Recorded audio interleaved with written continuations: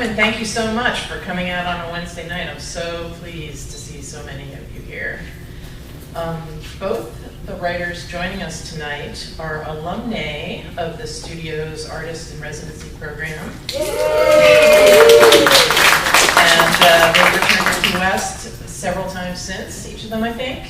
So I really feel like they are part of our studios and Key West family at this point.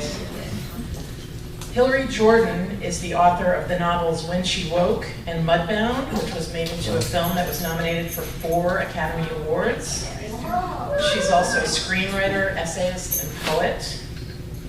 Cheryl Lu-Lien is the author of the novel Sarong Party Girls, as well as the memoir A Tiger in the Kitchen. And she's also the editor of the fiction anthology Singapore Noir. She's a journalist. She's been a staff writer for the Wall Street Journal and other publications.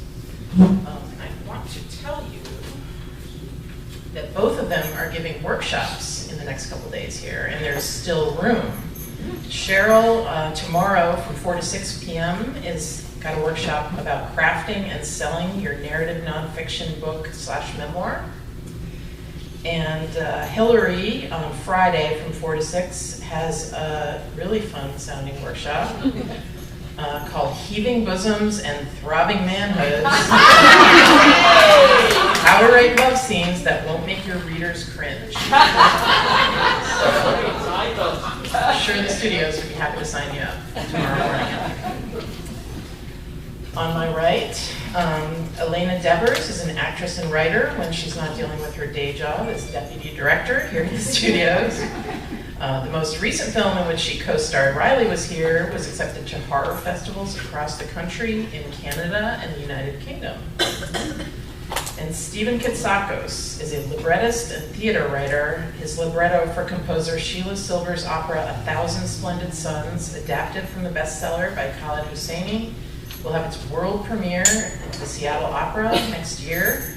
Some of us were lucky enough to see the first act in this very room when it was workshopped here a few years ago.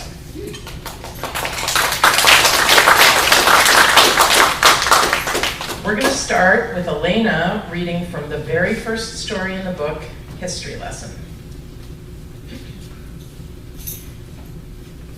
It was an arrangement she had not only entered willingly, but had been the one to propose. She and her husband had a work trips are fair play clause in their marriage, one she was sure Davis had taken more advantage of than her, at least in the years before he became too afraid of being #MeToo'd to approach anyone who wasn't literally throwing herself at him. He'd spent a good year stressed about ghosts from his past returning for vengeance. And meanwhile, Denise, who'd taken minimal advantage of the clause, was finding Michael. They'd known each other for a while, collaborated on a couple of articles, and been flirting for years when they finally fell into bed together at a conference in Denver. But both of them were drunk and tired, and it wasn't terribly satisfying. Later, he texted her, "We need a do-over. Next year in Dallas?" Things had evolved from there. Michael had suggested the second time, when the subservience and videos came into play, that she needed a safe word in all of this. And she came up with one to placate him. It was something unusual, something random she'd never say accidentally. But then, willfully, she'd forgotten it, or almost had. In order to remember it, she'd need to follow her own mental breadcrumbs, back to the source, in the same way she had to do mental gymnastics to remember, say, the order of the constitutional amendments 20 through 27. She'd never told him this.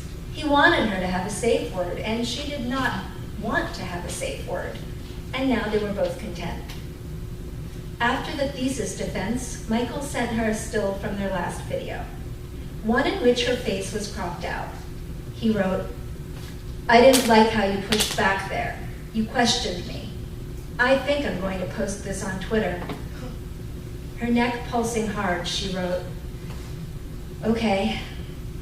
It helped their dynamics, certainly, that while Denise was a nationally recognized name in her field, Michael was just as happily tenured and well-published. No one could help anyone's career here, but Denise was the one with significantly more clout, which meant that Michael being the one in charge felt like a subversion, not the reification of some existing imbalance. She couldn't imagine that he'd literally tweet this photo, which was from between her legs, looking up at her splayed vulva, her splayed body. But a minute later, he sent a screen capture. Using a burner account, he posted the photo underneath a tweet from the conference itself. It would certainly get hidden, flagged, removed, but not for a while. She couldn't stop staring at it. Her nude body, as far as she knew, had never been on the internet before. She imagines colleagues, grad students, random historians clicking on a show more replies out of curiosity, finding her there, assuming they were looking at a cam girl rather than a 37-year-old scholar at the top of her field, someone whose work they'd cited. In her office, Denise fingered herself until she came, and then she wrote back to Michael to him to tell him so. "I couldn't help myself," she wrote. He wrote back, "I like that, but listen, between now and April, you ask my permission. Every time." "Or what?"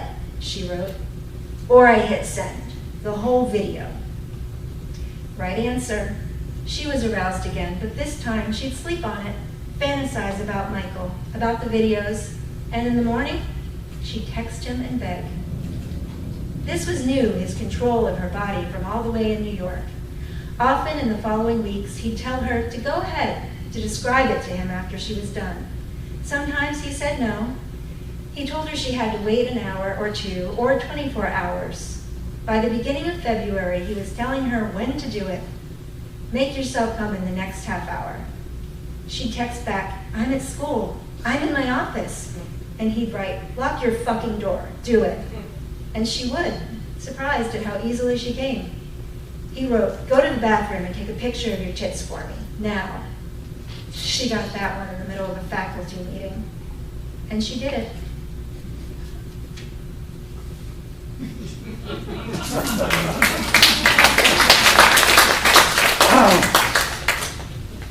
Next, Stephen and Elena will read from story number 6, 58 times a year.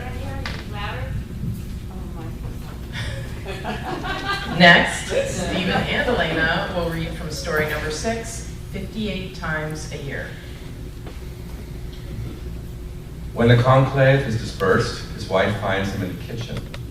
From the purse of her mouth, he anticipates the approaching lash. "You know, sometimes you can be such a..." She pauses, searching for the right word. "Such a dick." "I'm curious," he says. "How would you feel if..." He interrupts his own question to start the garbage disposal, knowing it will madden her.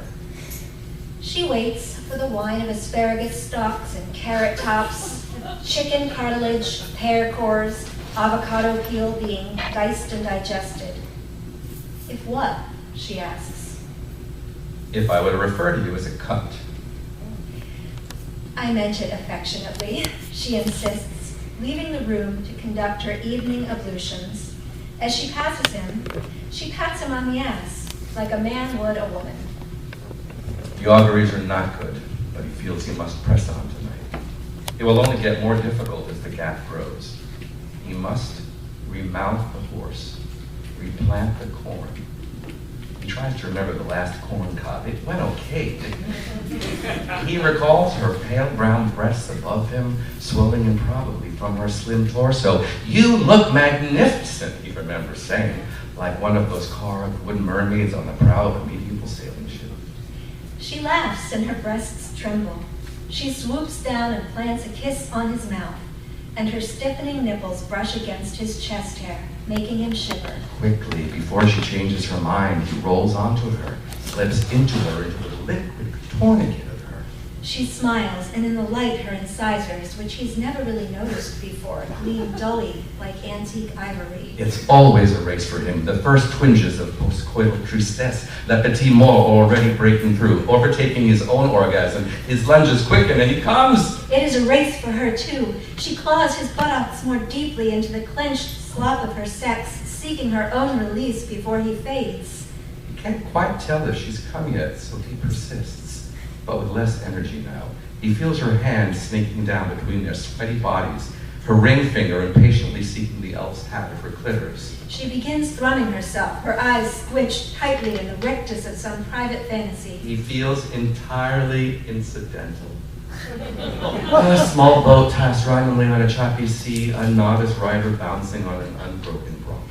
As she arches her back, his penis pops out. He tries to reinsert himself, but his erection lacks conviction. He rolls off of her watching.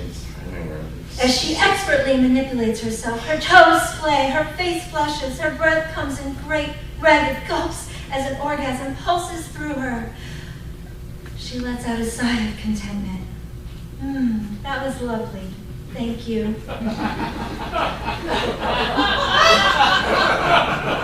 She pats him absently on the shoulder, choosing to give him credit for her own culmination.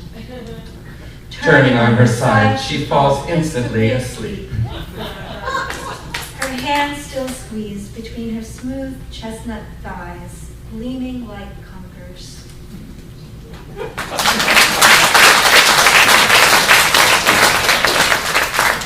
And now, Stephen will read from story number 8, First Lust.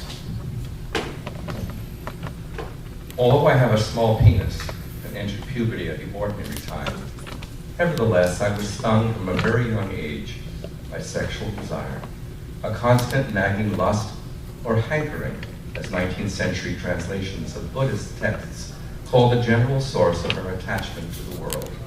The longing that ties us to the wheel of endless rebirth, which Buddhists fear and the rest of us want. I must have been in 5th grade, and hence 10 or 11, when I developed a maniacal attachment to Cam. He lived with his mother in a big wooden house in Evanston, Illinois. When you look at old movies of the 1940s and early 1950s, the houses were dowdy, warrens of many underfurnished rooms, and their rugs of dusty, pale blue wool. Cam's mother was never around in the afternoons, and mine didn't get home from work until 6:30 p.m. From 3:30 to 6, we were alone in that big, boxy house, always overheated. Cam would go to the icebox and pour himself a glass of orange juice made from frozen concentrate, just as we made it in my house. I was intensely aware of him as he moved about, peeled off his sweater and threw it on the couch. He was small and very pale. His face was pretty as a girl's, but too big for his body, and made bigger by his carefully oiled and combed hair, a gleaming, immobile structure weighing him down like Hungary's hereditary crown. He had a small black mole on his neck and another one on his right cheek, which gave him the look of an 18th century woman. His eyes should have been sapphire blue, but they were small and black. His lips should have been rosy, but they were bloodless, almost blue, and wet. We would wrestle for hours, not out of hostility or competitiveness, but because it felt good to rub our crotches into each other, or to have my biceps pinned down by his knees, and to inhale the odor of his piss-stained denim jeans. I didn't think Cam's mother washed his jeans more than once a month, and after weeks of wear, they had a lovely history that you would have noticed only if you had your nose buried in his crotch. We were young, clueless boys. We didn't wear deodorant or shower very often, and we wiped only in the morning in the most cursory way, but we didn't smell. Sometimes that breath smelled of tuna or peanut butter. But Cam's glands were pine nuts, waiting to be lit. And even now, quietly dripping oil, his arms and legs were small and round and compact, like greaves. If you cut them in half, they would be round at every point. Even in the strongest sunlight, his face betrayed no fuzz. No matter how soft or pale, it was as smooth and matte as talc. His voice hadn't changed yet from its high silver Magnificat clarity. He was strong and fearless, and though much smaller than I, he usually won in wrestling, since I was obviously playing another sort of sport. A zero-sum game that meant we were always in each other's arms, breathing hard, turning and twisting. It was a game I aimed to lose, and that I contested only to keep it going.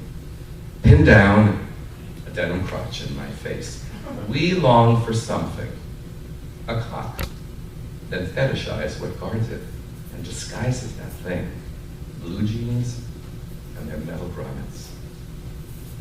Maybe a year later, or it could have been 6 months, youth has only 2 dates, the beginning of school and the end.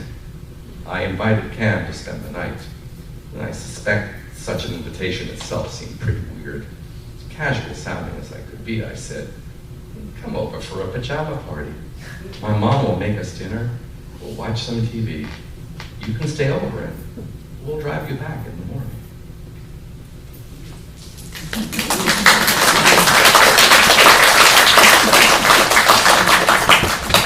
And for our last excerpt, Stephen and Elena will read from story number 19, What the Hands Remember.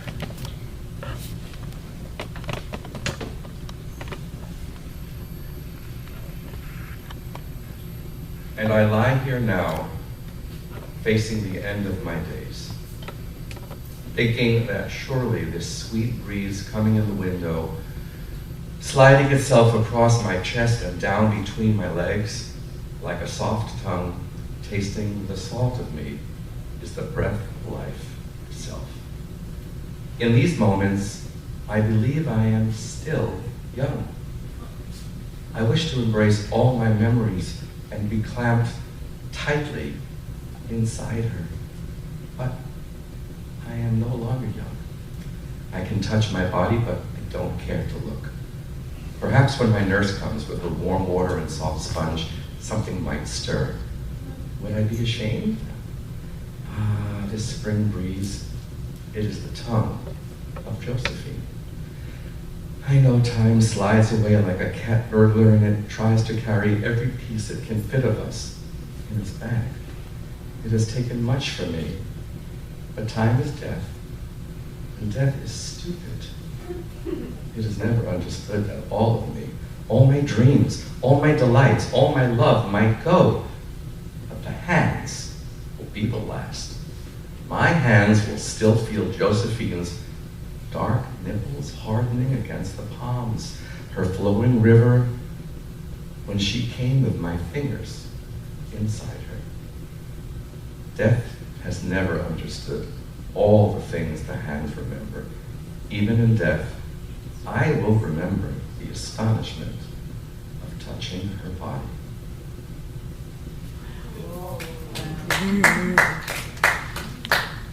I want to, she said. Want to what? See you. Show me. Do what? Do yourself. I want to watch. Will you show me? Yes, Will you do it too? I will. I slid my pants down, my underwear, hands shaking. No one had seen me like this. In this state, I lay back across her bed. Touch it for me, she said. I did. Do it, she said. Up and down. I did. Now I will help you. She reached between my legs and went to the back and put her finger in me. The other hand pushed mine away, and she did her magic. The eruption crossed the room and hit her lap, and we fell off the bed laughing. Now, she said, I will show you. One hand moved in circles, and the other went in and out. That was the only time she said she loved me.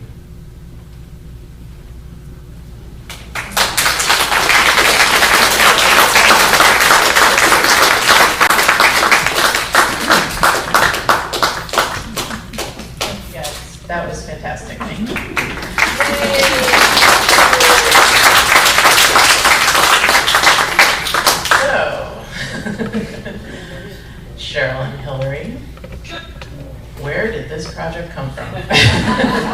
2020 happened, and I was in my childhood bedroom in Singapore in lockdown in my mom's home, and Hillary was in isolation in Maine, and we got on a FaceTime call, and it was summer of 2020, and I remember this call, and we were both feeling so lonely and so isolated from everyone. We were all in the same space at the time of feeling very lonely.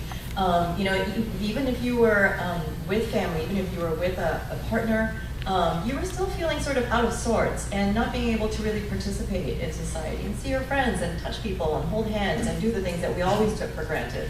And so here we were asking people to write about something very intimate, that, you know, fictional, intimate, and you know, and we're going to make a collection of it. And so I remember our agents told us at first, like, if you get, like, you know, maybe like 10 people on board, like, we can see if people are interested. And very quickly we had 20. And so I think that everyone is just going crazy and going like, you want a sex story? Great, I'll do it. And was it anonymous from the start? Yes, that was always the concept, and it freed up our writers to write about whatever they wished, and it also, I think, frees up readers and enables them to come to this material without knowing what the person had for dinner last night based off of their Twitter feed, without knowing their politics, without knowing their race, without knowing their sex. Which is sort of how we used to read books, right? And we thought that was a lovely thing. And also, I think, you know, I think we got some questions along our book tour, you know, whether we were hiding behind anonymity, and it really wasn't. It was really just a fun literary parlor game. You know, we have our roster, where we feel so lucky that all these people said yes. You know, we have Jason Reynolds, who won the Carnegie Medal for his children's books in the UK. We have Pulitzer Prize winners, we have National Book Award winners, we have 2 Booker finalists. And these are people who have not traditionally written about sex. And here they are, you know, writing about sex, and they just thought it was this really, really fun thing. Oh, it's not working? Yeah, it's a little bit. Oh, okay. Oh, okay, this is better. We just thought it was a really fun thing, and in fact, we've had writers come to us and say, you know, it was really freeing to be able to just do whatever. One of our writers won the Giller, is a Canadian Laotian writer who won the Giller Prize in Canada last year. And she said, you know, when I write a story, people come to it and expect something about immigrants, identity, being Asian, and with this story, I didn't have to do any of that. I could write whatever I wanted. And so she felt truly free. And another contributor, Catherine Chung, said that, you know, whenever she does anything, she's Asian American, she feels like she has to represent, you know, and that's a heavy burden. And so she loved it so much that she said, you know, I wish everything I wrote were non-fiction. How did you choose the writers? Well, Hillary and I both read very broadly, and we also read very differently. And so we each sort of drew up our wish list, and then we just sort of divided it up, and we invited people. We ended up writing 90 letters. We got 25 guesses. And I'm from Singapore, and I love, you know, I'm from Singapore, and all my books are set in Singapore. It was very important to me to have international writers there. So we have Chigozie Obioma, who's from Nigeria and was a Booker Prize finalist, Jeet Tile from India, who is also a Booker Prize finalist, and, you know, people from Canada, from everywhere. And so we really wanted this to be a really broad experience, for everyone to be sort of represented, you know, men, women, people of all, you know, backgrounds. And sexuality. And what were your instructions to them, if any? Well, actually, we just said, give us a sexy story between 1,000 and 8,000 words. So we really didn't know what was going to come back. But I mean, these are writers at the top of their game, so we wanted to give them the most freedom that we possibly could. And you know, we were a little worried, like, what if we get a whole bunch of stories that are kind of, I don't know, they're all similar. We do have 2 that are set on trains, not surprisingly. But the breadth of what we got back is really just astonishing. We have sex in the afterlife. We have ghost sex. We have fairy tale sex. We have straight sex. We have queer sex. We have a threesome. We have a threesome. You know, and it's sort of really all over the map. And, you know, really that's as you would expect from a group of writers as diverse and talented as these people. I mean, their imaginations just really went. And the other thing to keep in mind is, as you're reading, the stories may not be written by the person you suspect, because a lot of people felt free to just, like, do something different. Men wrote in the voices of women. You know, people who wrote about countries where they don't live. So there's a lot of surprises in the book and a lot of mystery. And some of the writers said they deliberately disguised their usual style, which was interesting. We did not learn this until we started doing some panels on it. And our editor at Scribner, she wanted to read, when she got the manuscript, she said, "Don't tell me who wrote what. I want to read it like a reader." And she said, "I know a lot of these people. I'm going to be able to guess." And she guessed 2 out of 27. So, you know, I think we all did a pretty good job, all 27 of us. We did our job. Yeah, so it's, you know, if you think you really know, you really might not know, because I think people really had a lot of fun with it. And for the people who turned you down, what were their reasons? I'm just curious. Well, you know, some people said, you know, I can't really write about sex outside the context of a novel or of a story. I can't just sort of go there. Some people were busy. We got some lovely notes from people who said, hey, if you do volume 2, more anonymous sex, you know, And you know, a lot of it was such a great time to be, I think, inviting writers to do something like this, because we were all seeking connection of some sort. So even the no's were really nice no's. And I saved all of them. And some of them, you know, were very honest about what they felt they could or couldn't do. And one writer whom I really love said, you know, my editor makes me take all the sex scenes out of my story, out of my books, because I'm just so bad at it. So I was like, okay, fine, you're excused. It's okay. What surprised you, either generally or with specific stories?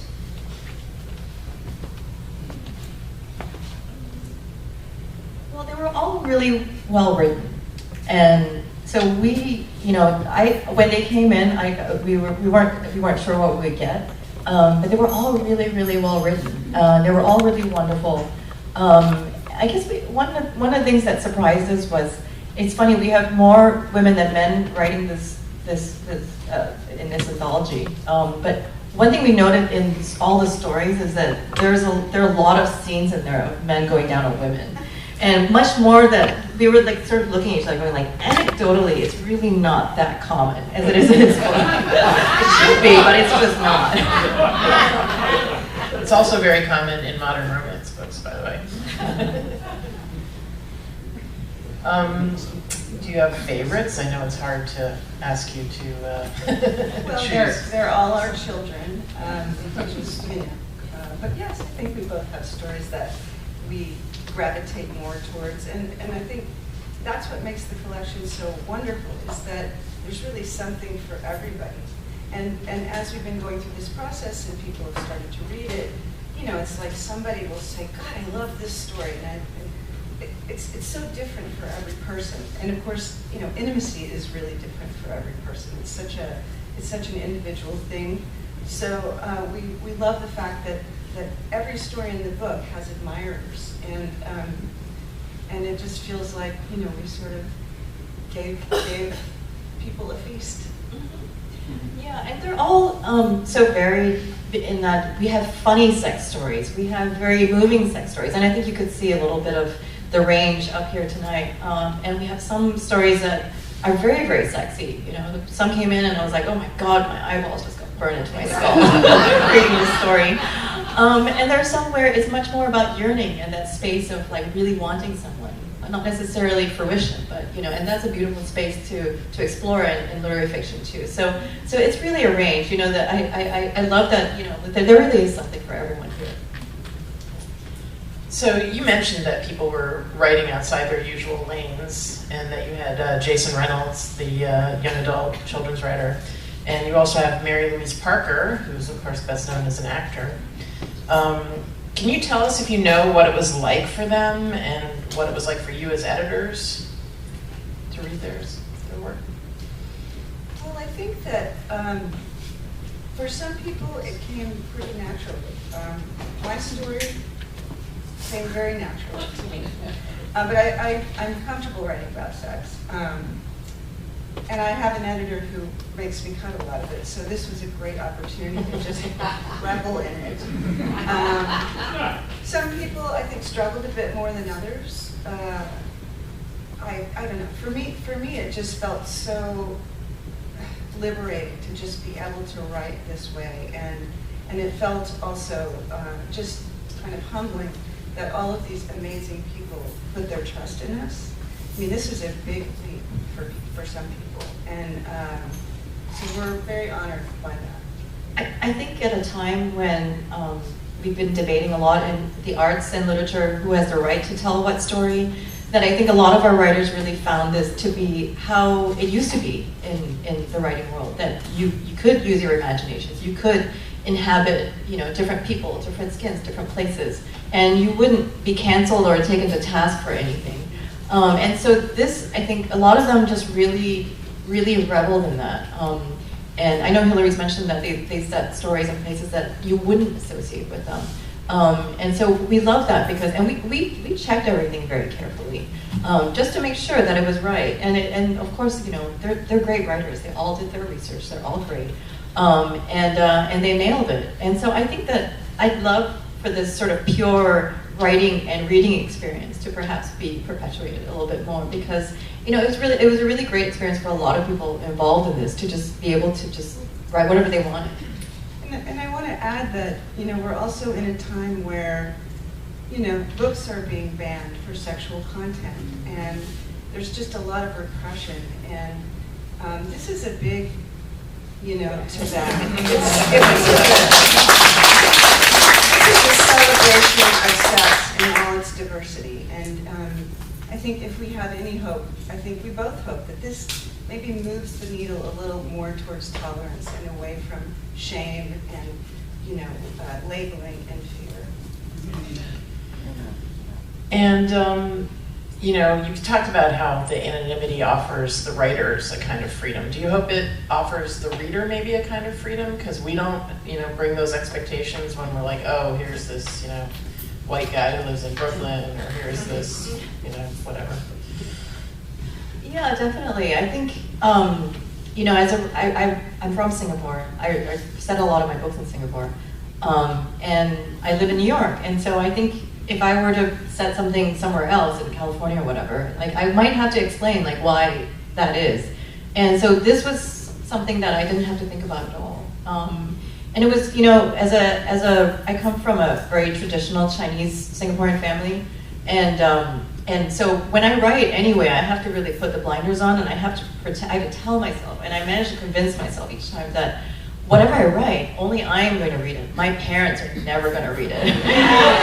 And so, in the case of this book, I knew that was definitely the case because very few people know. I mean, we know, our editor knows, the payroll people know at Simon & Schuster, and our editor in the UK knows, but nobody else, not even our publicist knows. We all had to sign contracts with Simon & Schuster saying that for 18 months we would not reveal which story we wrote. And we're also not saying which story we did not write, because then the dominoes start to fall. So, it's kind of this interesting thing where we've all learned, we feel like we're on this, one of our writers started calling this book, The Good Ship HMS Anonymous Sex. And it kind of felt like that we were on this boat, we weren't sure where we were going, but we were going there together. And it kind of feels like we're still on this boat because we all have this secret together that we're gonna keep for 18 months. Or longer. I was going to say, is there a party, like a reveal party? There are some writers who say they will never reveal. And it's not that they're ashamed of their story. Many of our writers say they would put their names on it. But they kind of feel like, is this fun bubble? Why ruin it? You each contributed a story to this collection. What was that like, both writing explicit stories and writing anonymously? Well, as I said, I really enjoyed the salacious detail. I really enjoyed doing that, and it felt very freeing to me. And this was a time when I hadn't written fiction when I started the story in 6 months, I mean, when the pandemic happened, I was alone. I was just kind of curled into a fetal ball, and went through a period of just absolute uncreativity. So, you know, I was sort of dead from the neck up and dead from the waist down because, you know, I was by myself. So there was this wonderful sort of opening up when I started to write the story. And it sort of got me back into my craft and of writing fiction and of writing something joyfully. And so it was kind of a salvation. I mean, this book was a salvation for us during the pandemic because we were talking almost every day, we were writing back and forth, and it was something hopeful and something fun and something delicious that we were doing during this really grim, otherwise grim time. I guess for me, my first novel actually had Sarong Pretty Girls had a lot of sex in it. My agent actually made me take some out before sending it on. But it was a different kind of sex. It was a very sort of kind of weaponized sex in a way. You know, a lot of the sexual space I'm fascinated with in books. It's sex as a means to an end, or yearning. Some of my favorite, Fumiko Enshi, Muriel Spark. You know, like sort of the sex in those books are, you know, I like to see the way that it's used to get something. And so that was kind of how it was with my novel. So just to write something that was just about sex, it's not sex being used to get something or whatever, you know, just something sort of joyful or fun or whatever. It was totally different, and it was great to sort of inhabit that space a little bit in this sort of capsule. Do you think it will change your writing in the future under your own names? Yep, I plan to write more sex. And my editor's just going to have to deal with it. Sure. Yeah, I actually, the novel I've been working on for a few years actually has a lot of sex in it, but it's not really sexy sex. It's a particular kind of sex. When it's not on you understand what I mean. It's not very peculiar, but it's kind of a strange situation. So there is a lot of sex, but it's not sexy sex. So it's going to be a little bit different from this. And I think that, you know, there's a little bit of an intimidation factor writing about sex. You know, Britain has their bad sex awards every year, and you certainly don't want to be winning that. And I think this freed me up about that. You know, it's like, why shouldn't we be writing about sex? It's a deeply human experience, and that's what literature is about. And it's you know, every bit as important to write about sex as it is to write about, I don't know, someone going to their therapist or someone cooking a meal. I mean, it's all part and parcel of being human. And I think it's great. And speaking of the Bad Sex Award, some of our writers were very concerned that they would win it. So they said, "You'll make sure that you really edit us right." And so we did. And you know, they're all so great. Like we didn't really have to edit them very much, but you know, we did kind of keep an eye out. Like there was, you know, with one of my writers, I was like, you know, okay, what is he touching exactly? Where's his finger? Like, we need to name it. And so it was, you know, we just made sure that, you know, it felt fresh. When I was a young reporter, I'll never forget another reporter saying that if newspapers covered sex proportionate to the amount of time that people spend thinking about it, like it would be on the front page every day, right? So it is curious that literary writers shy away from it, and I think that fear of the ridicule is part of it, you know, and I don't even, like, we don't need that award anymore. We have Twitter that ridicules people 24/7. So are you kind of hoping this will embolden not just you, but the other writers to start, you know, addressing showing sex in their work? Yeah. And I think in the panels that we've had, one great thing about this book is our contributors have been really supportive, and they've been very excited. So each event that we've done virtually has been different because we've had authors dialing from all over. We had Jeet dial in from Bangalore, like he was in his kimono in his bedroom in Bangalore, and he dialed in at 5 in the morning. And a lot of them said, you know, like it kind of made us think about sex in our own writing a lot more, and we intend to explore this a bit more. So with the writers in this book, if they weren't already writing a lot about sex, like, you know, pick up their next book. It might be a little bit different. Yeah. And are you thinking there could be a sequel? Well, we don't don't know. We have 3 terrific people already who really, really wanted to do this, but because of either family commitments or book commitments, could not. So that's pretty good. I'm not going to say who they are, obviously, but you would all know them. So I heard an earlier interview, Cheryl, where I think you said that when you were getting ready to write this, you would read On Chesil Beach by Ian McEwan, who is a multi-time winner of the Bad Sex Writing Award. But I mean, in defense of that book, it's about bad sex, right? I love Ian McEwan so much. And actually, it is a ritual. Before I start any new project, I will read On Chesil Beach again. Because I love it so much, and I love how the story unfolds, and I love how the characters, you gradually understand their minds and how they interact. I think it's a masterful sketch of people, and so I sort of read that, but yeah, I was kind of reminded when I came to the sex bit in the book, and I was like, oh dear. I don't think, I mean, I just only we're not going to say, of course, but I don't think my own story went in that direction. I'm sure it's because I read the whole book. So. What's your favorite erotic literature, and what do you think makes for good erotic literature? Both of you. Well, my first real, sort of mind-blowing book was Lady Chattered in Silver. And it was just so different the way Lawrence writes about sex than anything I had ever. I had earlier found a copy of, I think, Tropic of Cancer, one of the Miller books, and it was so scary to me. I was like 12. And his writing was it was just such a different feeling than what you get from D.H. Lawrence, which there's all this reverence. But there's also, criticism. It's just such a wonderful book. And of course, I read Aeneas Nen when I discovered her, and sort of the classics. And I actually, before I wrote my story, I went back and pulled out my very battered, much thumbed copies of both those books, just to kind of get my brain going of what does make good sex. And I think what makes good sex, for me, is I mean, we all know where the body parts go. So it has to be deeply about these characters.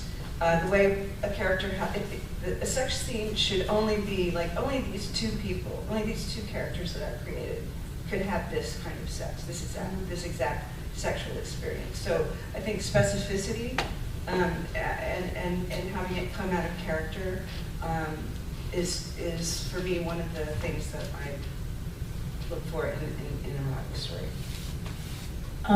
Yeah, I would agree. I mean, I with everything Hillary said, and Aeneas Nen and D.H. Lawrence were also very big for me.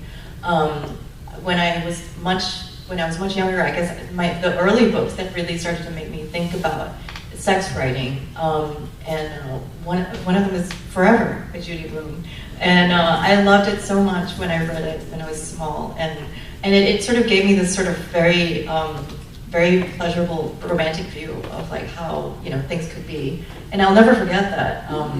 And also, this other book could not be more different. I remember I read it when I was around 10 or 11 or something like that, and it was The Clan of the Cave Bear. I don't know if you guys remember that book, but I remember my parents thought it was very safe for us to read because it was about cave bears or something. And all of a sudden, I remember this way into the book, I'm like, oh my God, what's going on?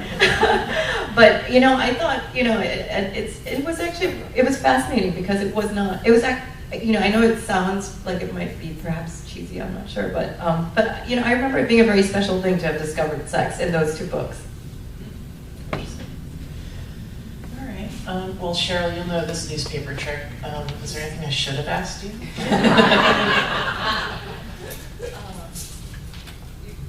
You did great. Yeah. Maybe some of these people have questions.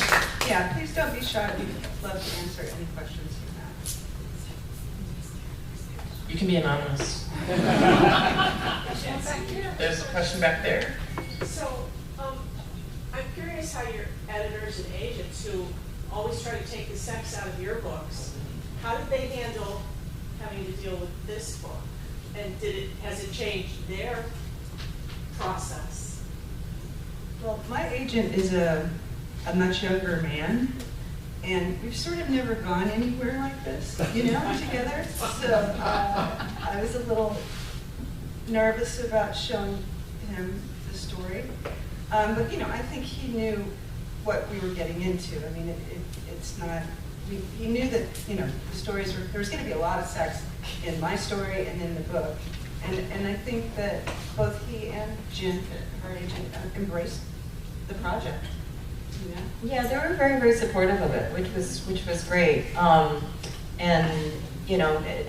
actually, when we actually talked to publishers about it, both of our previous editors at HarperCollins for me and Algonquin for her were interested in the book as well. But we ended up just going with the Scribner for whatever reason. But so everyone was really supportive. I think it was because there was this real sense of there was nothing that this kind of thing hadn't really been done before. This kind of anonymous book where people big writers would contribute stories, and they would not have their names attached, and there would be this game involved. So I think that was a big part of the appeal of it as well. Yes, ma'am. Did you think at all about the difference between porn and what was literary? And how did you think about that? Well, I knew that none of these people were going to create porn because they're just too damn good at writers, I mean, I don't know how you felt. Yeah, I guess, different people have different definitions of what erotica and porn is. Someone said, isn't women read erotica and men read porn? And so, I don't think that's true. But, I think that what separates the pornographic from the erotic and the sensual is characters and story and the writing. And I think that each story in here, like you have it's not about getting from A to Z and that's the main thing. It's about who the person is, why they want to get from A to Z, what happens in between. And so I think all of that differentiates porn from erotica. And so I think when you read this book, you'll really see that that's what you get. What was the word range again? What was your upper? 1,000 to 8,000, but we actually have one story or two that are under 1,000 words. There's one story in the book that's like 560 words or something. Yeah, which is good because we had two that were close to 8,000. Did any of your writers speak in an alternate sexual voice? A male Yes. speaking of female and vice versa? Many, quite a few, yes. In the back? I was curious how you approached the sequencing of the stories in the book. Well, that was really fun. We hadn't seen each other in the whole pandemic. We'd done all this by FaceTime. And then when it came to putting the stories together, we thought we should meet up. So we grabbed some bottles of champagne and we met, and Hillary made these Post-it notes with each title, and you want to talk about the symbols? Well, yeah, so, 27 stories, and I ordered them initially just from the shortest to the longest, right? But on each, little Post-it, there were symbols like a heart for a more romantic story, or little handcuffs for some of the more S&M oriented stories. And we just sat and sort of laid them all out on a table and moved them around and drank some champagne and drank some more champagne. It was just a magical night because it was just the fruition. I mean, it was a night of fruition where, we had all our stories, they were edited, and we were getting ready to show this to our publisher. And we really tried to make it varied. So we didn't want all the long stories all together. So it would be like short, long. And then funny ones like interspersed between the really more serious or moving ones. We ended up having quite a few stories to do with some form of bondage and or some that kind of thing. So we made sure to separate them all so you weren't reading four of them all in a row. But there was no way to separate the cunnilingus because there's just so much.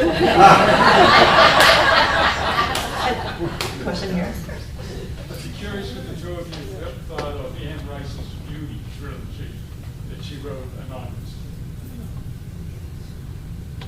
I didn't read it, unfortunately. I read the first book. It was erotic.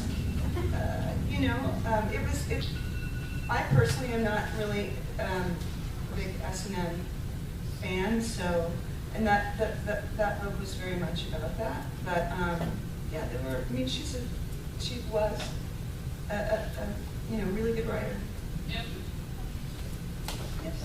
At the end of the project, did you think that as you look back on it, you were closer to perhaps a better understanding of the erotic? Or conversely, did you think now that sexuality and the erotic is just a broad spectrum with no central core? I think that it's really, up to the individual. And so, I wasn't sure that there was anything that we could say that what was really illuminating was just how varied everything was. We just love the different kinds of stories, the different explorations in here. One of the very fascinating stories in there is a story about holographic sex set in 2028. So it was just really, like, people really went all out into all sorts of different places.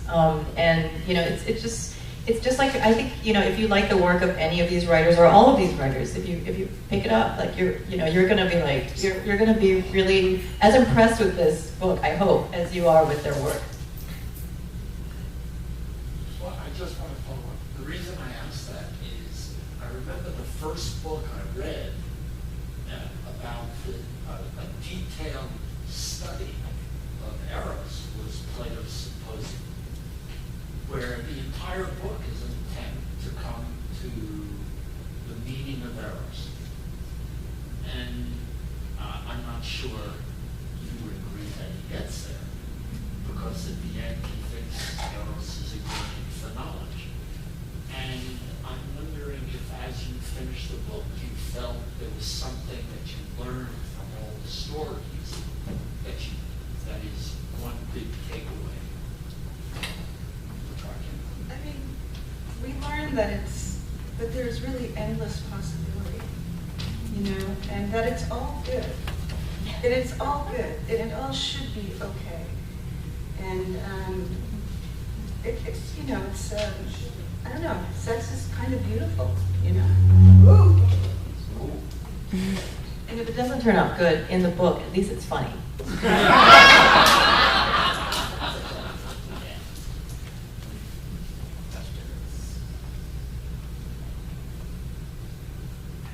Here. How involved were you with the marketing for the book, and was there anything that really worked coming out of the pandemic? Well, here we are. We were very involved, on social media especially. One of the things that I loved was that we chose little quotes, little snippets from the book and posted them. Just little enticing pieces from it. And people also did videos reading little pieces from the book. But yeah, it's a lot of work promoting the book.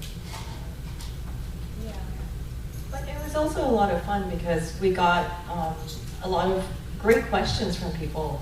And it was great, as we talked about, books are getting banned for sexual content. So it was great to be out there and having these really lively discussions with readers about sexual content in books, because that's what this book is about. And so it was just wonderful to connect with people, a lot of them virtually. And also, this is actually the first live event we're doing. And everything that we did up until, thank you, studios. We're so happy. With the other events that we did, we had like a band of, we had people who followed us from event to event, because each event was different. You might have Julia Glass at one event, you'd have Chigozie Obioma at the next, Rebecca Mackay. Every event was different, and so we had some people who really came to a lot of them. And my family in Singapore would wake up early in the morning there and log in. So my mom and my dad would be there, which was fine, I guess. Zoom means assume, like, I never saw their faces, and we never spoke of it after. I have a funny story to tell. So I was having computer issues, and I called Apple, and they did a screen share, and it was just anonymous sex. Like, and I realized it belatedly, and I was like, it's a book. It's a book that I'm working on and editing. But you know, there it is, that little bit of embarrassment, right? And I think, you know, initially it would be like, you know, the plumber would say, oh, what are you working on next? And it would be, actually, I'm working on an erotic anthology. But I think by the end of this process, any little bit of embarrassment is just gone. You know, it's why should we be embarrassed about it? I mean, so, yeah. All right, any other questions out there? Thank you guys so much. Thank you.